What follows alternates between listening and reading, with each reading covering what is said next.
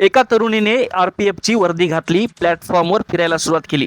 पण पोलिसांच्या एका छोट्या प्रश्नाने तिचं सगळं बिंग फुटलं. 15 ऑगस्ट स्वातंत्र्य दिनाचा दिवस, त्यामुळे जळगाव रेल्वे स्टेशनवर सुरक्षेच्या दृष्टीने आरपीएफकडून विशेष तपासणी सुरू होती.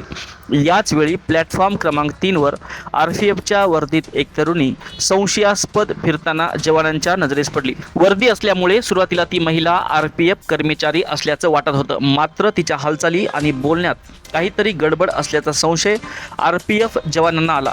तिला थांबून चौकशी करण्यात आली. तिच्या नेमप्लेटवर मनीषा कविता युवराज गोपाल असं नाव लिहिलेलं होतं, मात्र आरपीएफच्या नियमानुसार नेमप्लेटबाबत काही विसंगती आढळल्याने संशय आणखीन बळावला.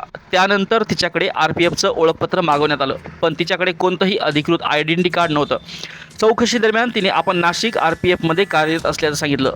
मग आरपीएफ अधिकाऱ्यांनी थेट नाशिकच्या आरपीएफशी संपर्क साधला आणि इथेच या संपूर्ण प्रकरणाला धक्कादायक वळण मिळालं. नाशिक आरपीएफमध्ये या नावाची कोणतीही महिला कर्मचारी कार्यरत नसल्याचं समोर आलं.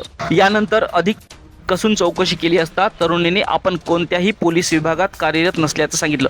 म्हणजेच ती बनावट आरपीएफची वर्दी घालून रेल्वे स्टेशनवर फिरत होती.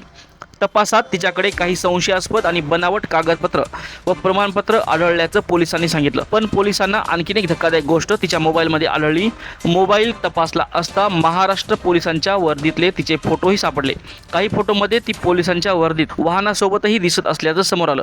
आता पोलिसांसमोर सर्वात मोठा प्रश्न आहे, ही तरुणी केवळ लोकांना प्रभावित करण्यासाठी पोलिसांची वर्दी घालत होती का, की या बनावट पोलिसाच्या वेशामध्ये आणखीन काही उद्देश दडला होता? विशेष म्हणजे स्वातंत्र्य दिनासारख्या संवेदनशील दिवशी ती आरपीएफच्या वर्दीत रेल्वे स्टेशनवर पोहोचली होती. त्यामुळे पोलिसांनी या प्रकरणी गांभीर्याने चौकशी सुरू केली आहे. आरपीएफने संबंधित तरुणीला पुढील कारवाईसाठी जळगाव जीआरपीकडे सोपवलं. त्यानंतर तिच्या विरोधात गुन्हा दाखल करण्यात आला असून बनावट वर्दी, कागदपत्र आणि तिच्या या कृत्यामागचा नेमका उद्देश काय होता याचा तपास सुरू आहे. वर्दी पोलिसांची, पण पोलीस नव्हती. आता या तोत्या पोलीस महिलांच्या बनावटगिरीमागचं खरं कारण तपासात काय समोर येतं हे पाहणं महत्त्वाचं ठरणार आहे. या घडलेल्या प्रकाराबद्दल तुम्हाला काय वाटतं ते कमेंट करून सांगा आणि अशाच प्रकारच्या व्हिडिओसाठी चॅनलला सबस्क्राईब करा. धन्यवाद.